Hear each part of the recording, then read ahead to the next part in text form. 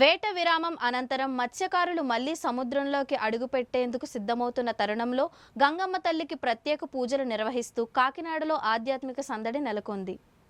కాకినాడ ఏటుమూగ ప్రాంతంలోని శ్రీ గణపతి, శ్రీ కాలభైరవ స్వామి, శ్రీ మత్స్యనారాయణ, శ్రీ గంగమ్మ తల్లి ఆలయంలో భక్తి శ్రద్ధలతో హోమాలు, పూజలు నిర్వహించారు. సముద్ర దేవతగా భావించే గంగమ్మ తల్లికి కుంభం సమర్పించి సముద్రంలో ప్రమాదాలు రాకుండా చూడాలని ప్రార్థనలు నిర్వహించారు. అనంతరం అన్నదాన కార్యక్రమాన్ని పెద్ద ఎత్తున చేపట్టారు. ప్రతి ఏడాది వేట ప్రారంభానికి ముందు జరిగే ఈ సాంప్రదాయ కార్యక్రమం మత్స్యకారుల భక్తి శ్రద్ధకు ప్రతీకగా నిలుస్తోంది. ఈ కార్యక్రమాన్ని Kakinada mechanised shipping boat welfare association ఆధ్వర్యంలో ఘనంగా నిర్వహించారు.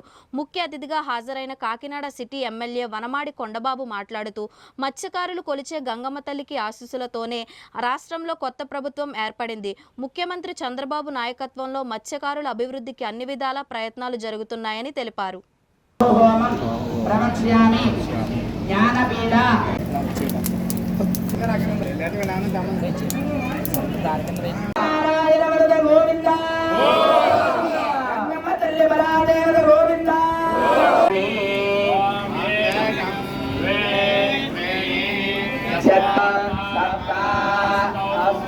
తీసుకుంటే ఓం సప్తదే అగ్నే సమిద సప్తదిప్పా సప్తహృదయ సప్తదాన ప్రియానే సప్తహాత్మా సప్తదాతారయందే సప్తయోనే రావృణత్వ తస్మాత్ గోవిందా హ్రీం ఆం హ్రీం గ్రాం ఓం ఓం జం నం నం కేం కేం ఆం హరే మర్కడా హ్రీం మర్కడా జస్సా